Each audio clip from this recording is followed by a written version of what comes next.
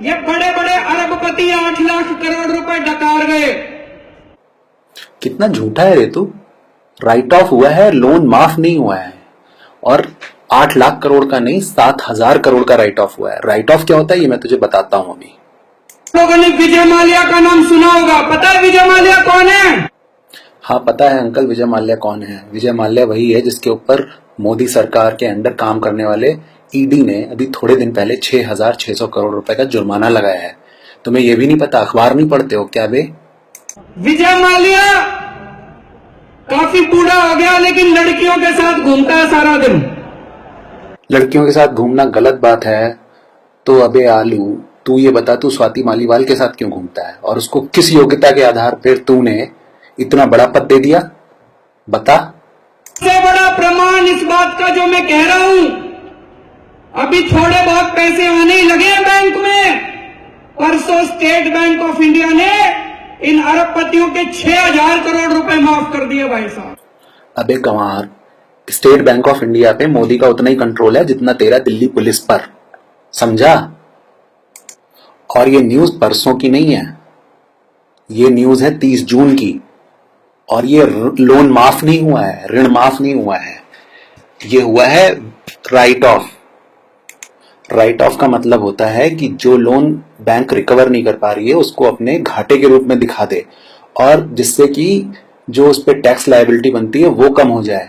इसका मतलब ये नहीं होता कि बैंक जो है वो लोन को रिकवर करने की नहीं कोशिश नहीं करेगी। अगर ऐसा होता तो ईडी 6,600 करोड़ का जुर्माना विजय माल्या पर नहीं लगाती। लेकिन तुम तो ठहरे गंवार, तुम्हें तो इतनी बुद्धि है नहीं। हमारे 100 विवाद हो सकते हैं, लेकिन एक चीज तो मैं भी सोचा करता था कि मोदी जी ईमानदार हैं। अबे कब तुम उसको ईमानदार समझते थे? 2012 में गुजरात इलेक्शन हुआ था जब मोदी मुख्यमंत्री पद के लिए लड़ रहे थे। उससे 10 दिन पहले तुमने प्रेस कॉन्फ्रेंस की थी और मोदी को 50 गालियां सुनाई थी। उस पर पता नहीं कौन कौन से घोटालों का आरोप लगाया था इलेक्शन से जस्ट 10 दिन पहले। और तुम अब कह रहे हो कि मैं मोदी जी को ईमानदार समझता था। दुनिया को बेवकूफ समझते हो क्या बे? और बेटा केजरीवाल, लगता है अखबार तो तुम कभी पढ़ते नहीं हो। अगर अखबार पढ़ते होते तो तुम्हें यह पता होता कि अभी 10 दिन पहले मुकेश अंबानी पर मोदी ने 10,000 करोड़ रुपए का जुर्माना लगाया है।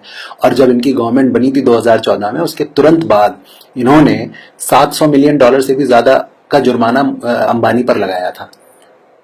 और तुम्हारा एजेंडा तुम्हारे मूर्ख सपोर्टर्स नहीं समझते होंगे, जिनको कि आपटार्ड कहा जाता है। तुम्हारा एजेंडा है कि कांग्रेस वैसे ही कमजोर पड़ रही है, मोदी को गाली दे दे के जो भाजपा विरोधी और मोदी विरोधी वोट्स हैं उनको इकट्ठा कर लो, और कांग्रेस जो स्थान रिक्त कर रही है उसको ग्रहण कर लो।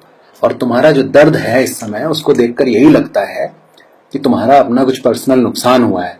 इसके अलावा जो बीएमसी से और चंडीगढ़ के म्युनिसिपल कॉर्पोरेशन से तुमने हाथ खींच लिए हैं, उसके पीछे भी यही लग रहा है कि तुम्हारा सारा काला धन हो गया है बर्बाद। इस वजह से तुम्हारी ऐसी तैसी हुई पड़ी और तुम इलेक्शन लड़ने की स्थिति में नहीं हो। बेटा पंजाब बचाओ, दिल्ली को सुधारो, पूरी भारत पे नजर रखोगे तो कुछ नहीं मिलेगा।